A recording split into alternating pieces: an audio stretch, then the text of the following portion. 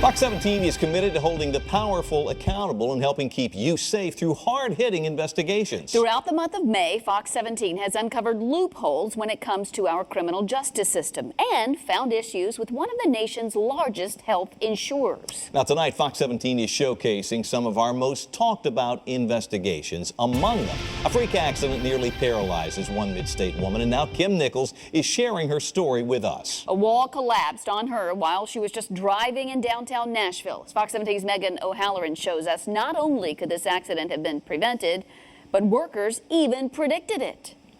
Just because of my challenges. Struggling to get through our interview. Okay, I don't want to do this.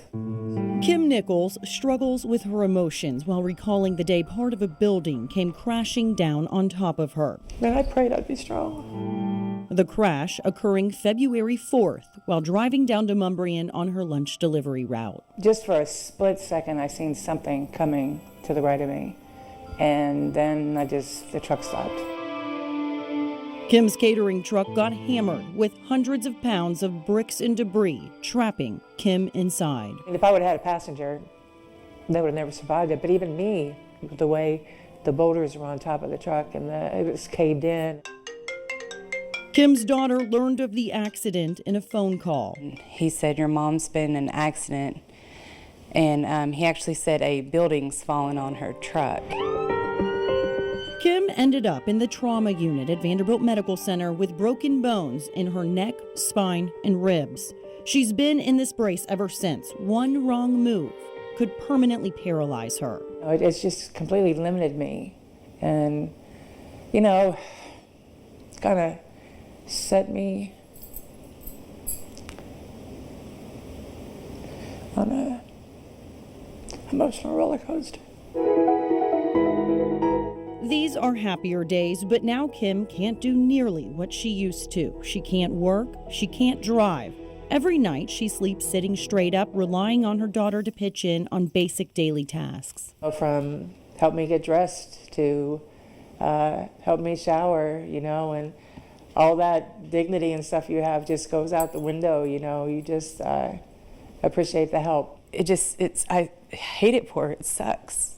It sucks. Her life's changed. What went wrong here at this demolition site that caused part of the building to collapse here in the street? It was an accident, but it was an accident that Demo Plus and the city saw coming. Late last year, Demo Plus began tearing down the old United Methodist Publishing House, making way for a brand new 35-story Marriott hotel. Workers barricaded the perimeter of the project and closed the sidewalks to protect the public. That seemed to be working fine until workers began running into problems. We uncovered this email spelling out the dangers of a potential accident the day before Kim got hurt. Demo Plus project manager Chance King sent this email to Public Works Inspector Rory Rowan, asking if the city can close part of the road near 8th Avenue South and Mumbrian. King writing, "We believe there is a possibility of that brick falling off of the building and into the lane closest to the worksite once we start to demolish it. We can prevent any safety issues by putting in the lane shift." 24 hours later, that wall collapsed onto Kim's truck. We showed Kim the email. It's hard to see that. That makes me mad. For the road not to be closed down, this would have never happened. If you could come face to face with Demo Plus, what would you say to them? I just ask them why. Why was the road not closed? Knowing the potential dangers, why didn't Public Works investigate the site and issue a road closure right away? And why did Demo Plus continue working on the site knowing the risk? A source close to the project tells Fox 17 the city would not approve an immediate road closure because it would interfere with an upcoming Predators hockey game. The city tells a different story. A road closure permit was not applied for. Did Public Works not see this as a safety issue and take immediate action? I mean, the dangers are here.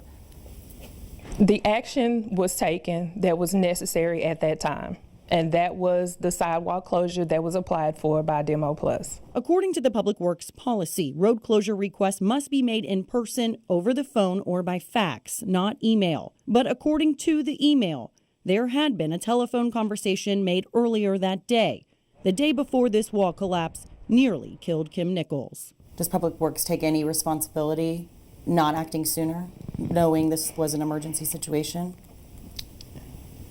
In the email again, it states that there were loose brick. Again,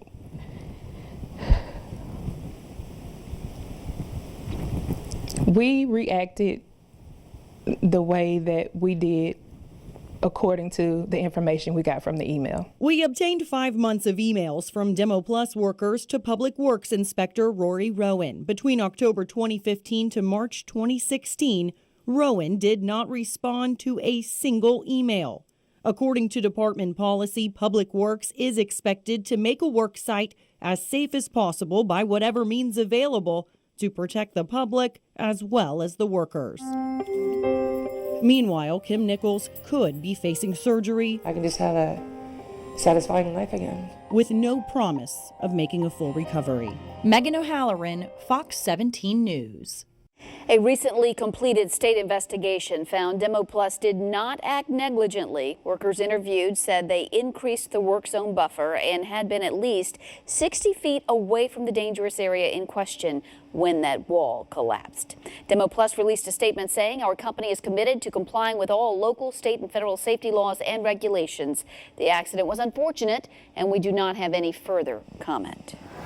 Only on Fox 17, Metro Public Works promises but fails to deliver. Fox 17 investigation reveals plans to make a deadly North Nashville intersection safer, but it didn't get off the ground for more than a year. Fox 17's Eric Alvarez has been tracking this story since the beginning, and tonight he holds Metro government accountable for breaking its promises to grieving families.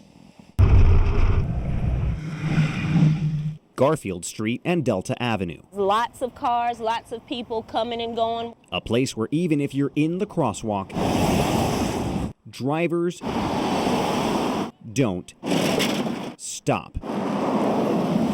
They don't stop for me, and one didn't stop for 64-year-old U.S. Army veteran Wayne Elam, March 28, 2015. This didn't have to happen. Elam died at the scene. In early May, Metro Public Works released this traffic report that shows most drivers break the 30-mile-an-hour speed limit, but determined the intersection isn't dangerous enough for a traffic light or even a stop sign.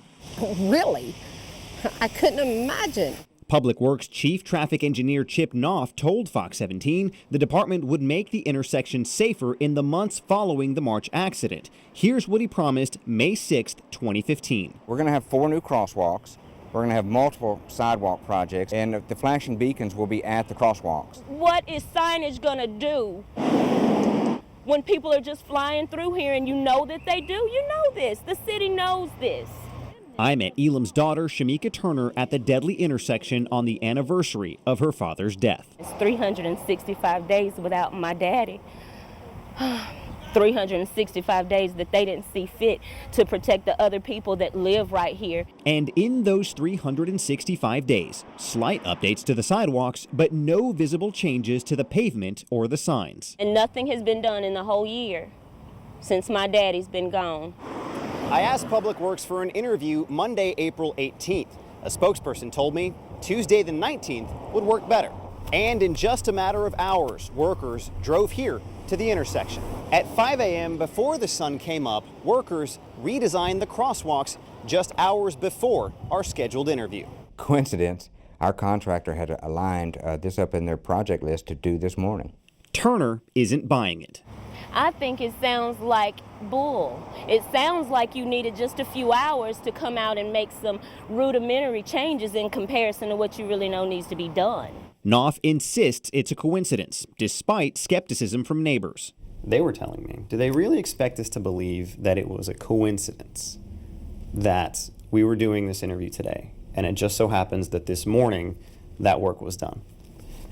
I couldn't believe it myself. It sounds really hurtful because it doesn't take into consideration real, actual lives. That's playing games with words and under cloak of darkness. And it's not right, it's not fair. Knopf does admit the changes are a long time coming. These families are telling me this took way too long. Is that a fair statement? Yeah, it's a fair statement. It's a fair statement. It's a relative statement. I mean, what is too long? But I understand a year is too long. I wish I could have done something differently. Knopf says first, Public Works had to wait on Metro Police to wrap their investigation, and then wait some more. Pending litigation last summer, was a factor in not wanting to change the existing conditions. That doesn't add up for Turner, who says her family never filed a lawsuit. So why the delay? I would think that it's because they expected that there should be some litigation because they know that they were remiss in taking care of this intersection. Knopf says the department acted within the scope of Metro regulations and followed all the rules. Turner thinks about her father. I know he deserves better. And how he followed the rules walking in the crosswalk the night a Ford Escape rounded the bend and ended his life. The driver never faced criminal charges, leading families to believe it's the intersection that's dangerous, but not dangerous enough for Public Works to act more quickly. Eric Alvarez, Fox 17 News. Metro Public Works tells Fox 17 News this intersection is in compliance with all federal guidelines. If you've got a problem that you'd like us to look into, a story idea in your community, send us an email to help@fox17.com. One of the largest insurance companies in the country, under the microscope, why some say your care is at risk. And thinking you're all paid up, only to get a massive medical bill in the mail months later. Why it's happening more and more often. Not trash. Why you need to hang on to your boarding pass the next time you fly. A Fox 17 News investigation uncovers details about a national health insurance company based right here in Nashville that may leave you in disbelief. Fox 17's Megan O'Halloran uncovered years of problems and violations that could put patients' lives in jeopardy.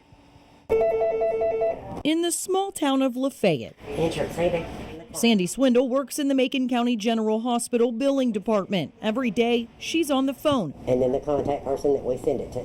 Fighting Cigna Health Spring, asking that same insurance company to pay claims. Okay. So the hospital can pay its bills. It's frustrating to stay on hold forever because we've got other things to do in the office besides stay on hold for them. And sometimes it's 35, 40 minutes. They just tell you they'll reprocess the claim.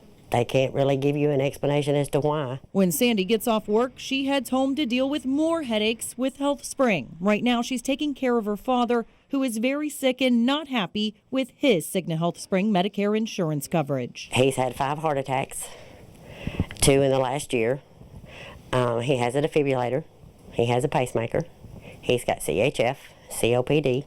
He's got Parkinson's, and he's on a lot of medicine. According to Sandy, if an emergency strikes again, instead of calling 911, a Health Spring representative told her to call the insurance company first. They wanted me to call the on-call physician, and then they said they could send somebody to the home to check him. And I told them, with his condition, you don't have time to wait. When that defibrillator fires or when he gets real short of breath, you got to move. The impact on the community would be devastating. Hospital CEO Dennis Wilford says Cigna Health Spring Medicare Advantage patient dissatisfaction and billing problems could put the hospital in serious financial trouble. There will be lives lost if something happens to this hospital. This is bone on bone. Dr. Stephen Head is a podiatrist in Nashville and got so sick of Health Spring not fully reimbursing his claims, he dropped the insurance company. And you hear that we never received that claim, or we never saw that, or someone handled this incorrectly and we're going to fix it, and 6 weeks later you still haven't heard anything from them and have to call them back again. This happened over and over with HealthSpring, so that's why we got out of that program. In January, the Centers for Medicare and Medicaid Services banned the Cigna Health Spring Insurance Company from enrolling new members, saying doing so would create a serious threat to health and safety.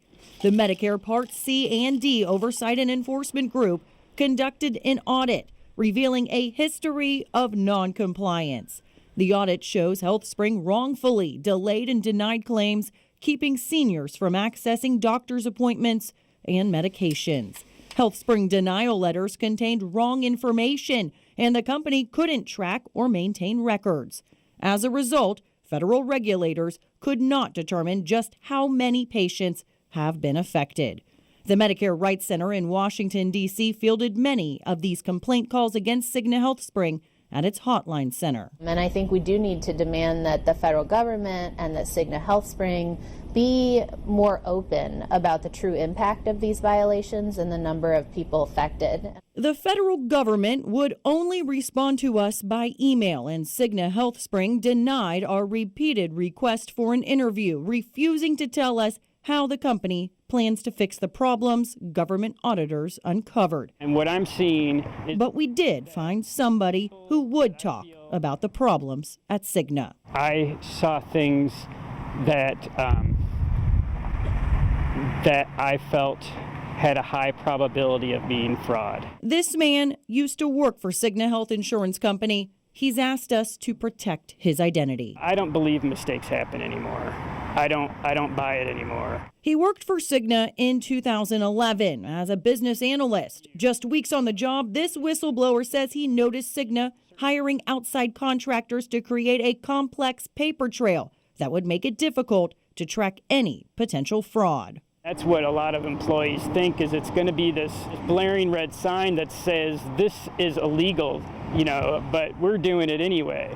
It's always going to be something subtle. Megan O'Halloran, Fox 17 News. Well, the president of Cigna Health Spring released a statement saying, in part, the findings in the audit are unacceptable and will be addressed in full partnership with CMS. After this report originally aired, Fox 17 received several phone calls of people concerned about their health insurance, like Jim Mooneyhan and Sharon Webster, 2 retirees on Medicare. They tell Fox 17 they feel cheated by Cigna Health Spring. The $30 a day health insurance plan. You send us $30 a day. When you get sick, we'll send you our pocket change. That's kind of the way I feel about these people.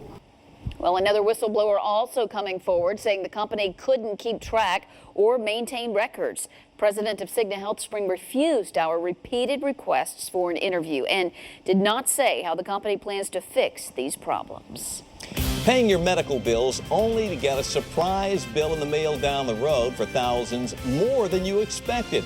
Why it's perfectly legal and how to protect yourself. Fox 17 exposing a gap in the criminal justice system, how a lack of communication is putting you at risk. And tossing a potential criminal a gold mine in the trash. We'll tell you what your airline boarding passes can tell the crooks.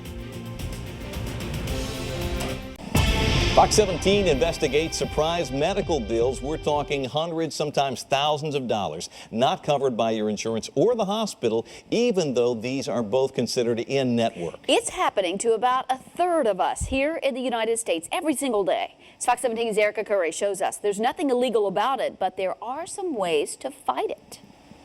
Oh, it's a shock to get a $3,000 bill in the mail. It's a shock. Stephanie and Kevin Hamilton are trying to unwind with a game of bowling in Donaldson. Oh, that was actually good. It's a rare date night since becoming parents 4 years ago. That's also the first time they got what's known as a surprise medical bill. It's our 2-month checkup with our son. From that checkup, we went straight to the hospital. We got echocardiogram, which is a picture of the heart. And then we got this genetics test. So it was like, it was all on the fly. We didn't have any time to think about anything. Landon has a rare diagnosis called Cornelia de Lange syndrome. Many quick decisions have been made for his medical care due to his needs. We get so many bills in the mail, we don't really even know what we're paying now. Stephanie herself works in healthcare and says they have great health insurance. According to the Consumers Union, which is part of Consumer Reports focusing on advocacy, quick decisions and emergency situations are usually the circumstances that lead to these surprise bills. We have seen cases where it's been actually 6 digits, like $100,000 plus. An in-network doctor's office or hospital may employ out-of-network providers for things like anesthesia, blood transfusions, and even genetics tests. But you don't know until you get the bill. According to Consumer Reports, almost a third of Americans get nailed with these bills for the balance when insurance pays less than expected, and the problem is getting worse. I think now that more people are covered under the Affordable Care Act, we're hearing more about it, and some plans are negotiating harder and narrowing their networks a bit, so it's become a more prominent problem. Imholz actually suggests not paying these bills right away and instead contact the company who billed you, your insurance company, and state insurance regulator. You could negotiate paying a lot less. It's a well-known problem, and we've got to find a solution for it. A solution can't come too quickly for the Hamiltons as they struggle to keep their finances out of the gutter.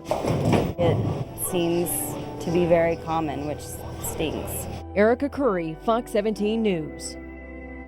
Few states have already made it illegal to charge for out-of-network costs as long as your procedure is done at an in-network facility. Task force has just been established here in Tennessee to crack down on this billing issue, but nothing has passed into law here just yet. We'll keep you posted.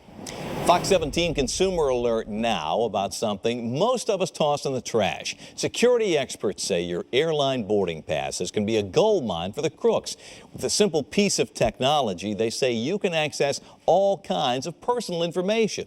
This is just a simple slip of paper, but it's your golden ticket past airport security and onto your flight. Once you've finished with your trip, what do you do with that boarding pass? Usually leave it in the plane. My boarding pass, This is Andrew Buckholtz. And what they invented a number of years back was a two-dimensional barcode like this. He's a cybersecurity expert for LexisNexis, and he's talking about the simple black bar on the front of every boarding pass. Buckholtz says if you have the right tool. It is a two-dimensional barcode reader, and then there's the information displayed. Now, crooks can access everything that's written on the outside of the boarding pass, your name and flight number. For me, it has my frequent flyer number. That's a gold mine for a skilled identity thief who only needs to go to the airline's frequent flyer site to pull up your account. Acting as you, the thief can then use your frequent flyer miles, or with all that personal information, could get your social security number. all you really need is your name and your date of birth, and the rest of it's pretty much an educated guess that most anybody could do. Spending your money on a random system to tell travelers how to pick a line at the airport. The TSA project landing in the Waste Watch spotlight. And a lack of communication putting your life at risk. Fox 17 exposes what some call a dangerous gap in the criminal justice system. A Fox 17 investigation finds our tax money is footing a $47,000 bill for one app used by the Transportation Security Administration. Our Erica Curry shows us how the dollars and cents break down and why the TSA had to pull the plug on this program. It looks pretty simple in this video posted on YouTube. An agent with the Transportation Security Administration taps the screen of an iPad and an arrow randomly points airline passengers to one line or another. It's meant to distribute passenger volume, allowing some to speed through the TSA pre-check lanes. Find a random number, display the arrow. Fox 17 asks mid-state software professionals, how simple is it to make an app like this? True random is not trivial, actually. You can do it in about 10 or 15 minutes. Most likely one person could get it done. But each of these men say putting in the code and building this app is the easiest part. There could be weeks and months of production and design going into making it beforehand. Just based on my limited knowledge of the feature set is somewhere around $8,000 to $12,000. Paragon says the $47,000 that the government paid to IBM is the high-end price for an app so simple, but he's not surprised to hear about it. He's among the taxpayers here in the mid-state wanting to know more. I guess it really just depends on the app, kind of the functionality, kind of what we're all getting from it. The TSA tells Fox 17 that the app helped expedite lines without sacrificing security in a program called Managed Inclusion, but then says after 2 years the program has been shut down, not used since 2015. The agency's own Inspector General pointed out weaknesses in the program in May 2015. This report is an indictment of the failure of TSA. Inspector General John Roth says Managed Inclusion created security vulnerabilities. According to the Government Accountability Office in this 2015 report, the TSA hadn't tested the security effectiveness of the overall Managed Inclusion process. The iPad app, a drop in the bucket of the TSA's Managed Inclusion costs. Arrow said this way. Indiana Senator Dan Coates says the TSA should pre-check these programs before taxpayers fund them. Every penny counts, every dollar counts in this regard. But this type of egregious waste has got to stop. Erica Curry, Fox 17 News. Now, the TSA here in Nashville tells Fox 17 that airport canines, dogs, are now the main added security measure for the people funneled through these pre-check lines. These dogs, they say, are specially trained to sense bombs and bomb-making materials. Only on Fox, a gap in the criminal justice system that puts victims and the public at risk. Tennessee parole and probation officers often have no idea when an offender they are supposed to be watching is wanted by police. Fox 17's Sabrina Hall uncovered this problem and has more. I woke up and he was choking me. When you're a victim of crime, he crushed my phone. You expect justice to hold your offender accountable. Exactly. But I don't think they do it. Antoine Kirby received intensive probation for attacking his ex-girlfriend in the middle of the night. He's like choking me and I'm trying to get up. I'm scratching like his chest and everything. While on intensive probation, police charged Kirby with 3 more crimes, including beating another woman and preventing her from calling 911. Police issued a warrant for his arrest on January 30th. Just 12 days later, Kirby checked in with his probation officer, according to the Department of Correction. Despite Kirby being wanted by police, the probation officer let him go. Then 17 days later, Kirby is arrested for kidnapping and aggravated rape. Makes you sick. I think the public will be furious. How did a man wanted by police check in with his probation officer, then go on to carjack and rape a woman in North Nashville, according to Metro Police? Fox 17 asked the Department of Correction. Its response, the probation office doesn't have a warrant repository, meaning probation officers do not have access to arrest warrants. Probation officers don't know if the criminal they're supposed to be watching over is wanted by police. Had they known about it, their policy is to take him into custody when he reports. Fox 17 uncovered this gap in the criminal justice system, which can obviously create a gap in victim safety and offender accountability. We found out probation officers do get alerts from the arrest event system run by the Tennessee Bureau of Investigation. If a probation officer requests an alert, it will let them know a probationer has been arrested, but it will not alert them if the criminal is wanted. I agree that they do not know about it until the warrant has actually been served and the person arrested. That's when they find out. Also, a Tennessee Department of Corrections statement says only some probation officers have access to the NCIC, the National Crime Information Center, and not all warrants are on there. It's something that has to be addressed by the legislature. Surely we don't want people who have warrants on them and who are violent criminals walking the streets. Whatever the solution, I end up trying to get my taser to tase him. He got that away from me. Stephanie Gordon says victims of violence deserve a justice system they can trust. I didn't know how he was getting in my house. You know, you don't have a key and everything is locked. Trust to protect them and watch over the offender serving his sentence outside of jail. Sabrina Hall, Fox 17 News. Fox 17 asked the district attorney's office what can be done, and it says it will work with other agencies to try to fix this gap in the system our Fox 17 News investigation uncovered. Spending a lot of time and money to designate the Bible as Tennessee's official state book. We'll tell you why the plan landed lawmakers in our Waste Watch spotlight. Not exactly keeping your private information locked up tight. The cracks in government security that could cost you. And playing both sides of the fence, the perfectly legal practice costing taxpayers big money in Sumner County. During the last legislative session, Tennessee lawmakers spent a lot of time on whether to make the Bible the state book. The plan passed only to then be vetoed by Governor Bill Haslam. Another hot topic, voting on a state rifle. Some taxpayers voiced their concerns to Fox 17 that lawmakers are wasting time on issues that don't really matter. Fox 17's Guy Arnold has the story. For nearly 2 hours, if not now, then when? The State House debated whether to make the Bible the state book. House Bill 615 fails.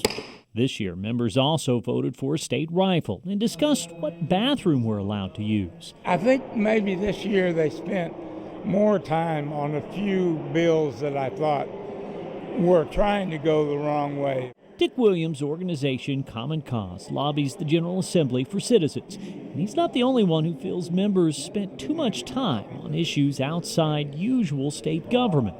The legislature's gotten itself distracted by some of these hot-button issues. Several Democrats feel it comes with a real cost, too, in money and in focus. We've left over $2.1 billion on the table on the Medicaid expansion. We didn't act on improving transportation infrastructure and our bridges and highways. Call up the next bill, Mr. Clerk. Still, some Republicans say the headlines don't always tell the whole story. Most of what has been done this year has gotten very little play in the media. Representative William Lambert and others point out some of the less interesting bills that passed are actually really important for Tennessee. Mental health treatment and drug addiction treatment services and intervention courts to try to help those that need help before they go to prison. We gave teachers raises, the largest raise since I've been here, and we've increased the salaries for state employees. We've done that. Well, that was Sky Arnold reporting. State lawmakers had discussions on whether to have a special session to determine what bathroom transgender Tennesseans should use, further costing taxpayers. If you see waste in your community, please let us know. Send an email to help@fox17.com. Cracks in government security that could land your personal information in the hands of crooks. How easy it is to learn virtually everything about you. Common practice landing Sumner County in the Waste Watch spotlight, how one consultant could be playing both sides of the fence. In the Fox 17 Waste Watch tonight, we are all struggling with higher health care costs. But some taxpayers in Sumner County say they're caught in the conflict of interest there, footing the bill for a health care consultant they say is playing both sides of the fence. Ooh, not on that one. With little ones to care for, Jill Blazek understands. Oh, Charlie, man. How expensive healthcare is. We were at the doctor a lot. It's very expensive. Good job. Jump. What she and other taxpayer advocates question is Sumner County's healthcare strategy, which offers government workers free access to 6 standalone health clinics operated by Care Here.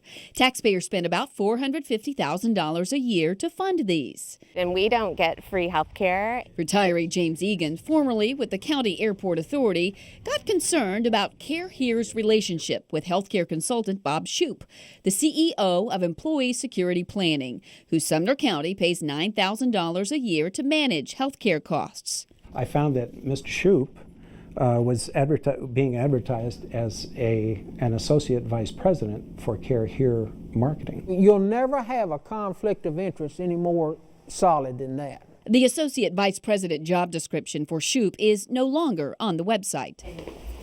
And this sought-after health insurance expert since 1969 and a published author on the topic willingly answered our questions. Is there a conflict of interest? No. And why not?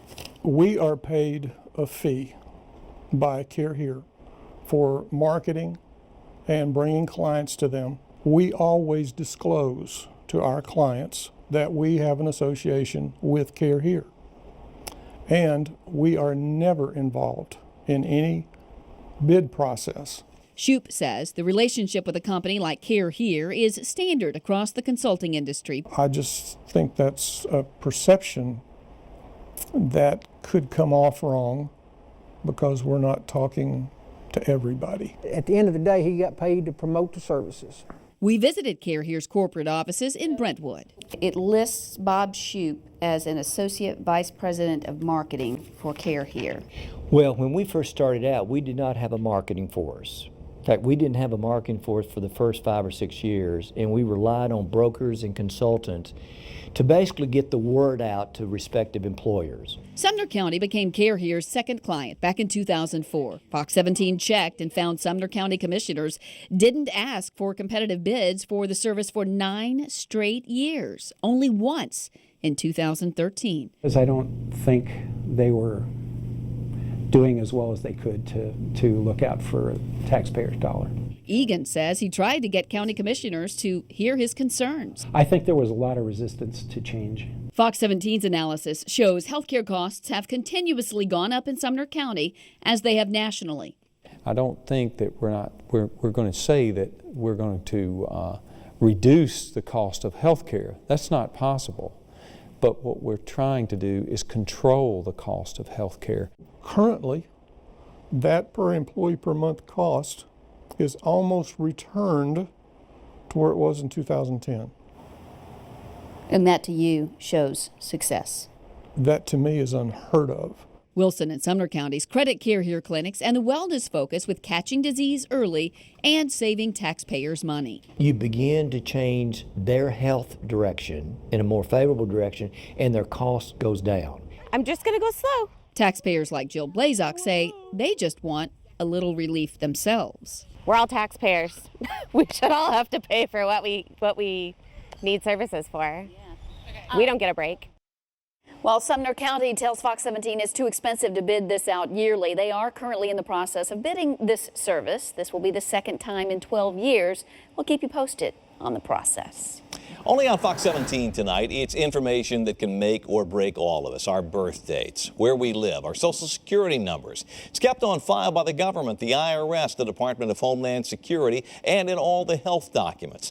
As Fox 17's Erica Curry discovered, that information isn't exactly locked up tight.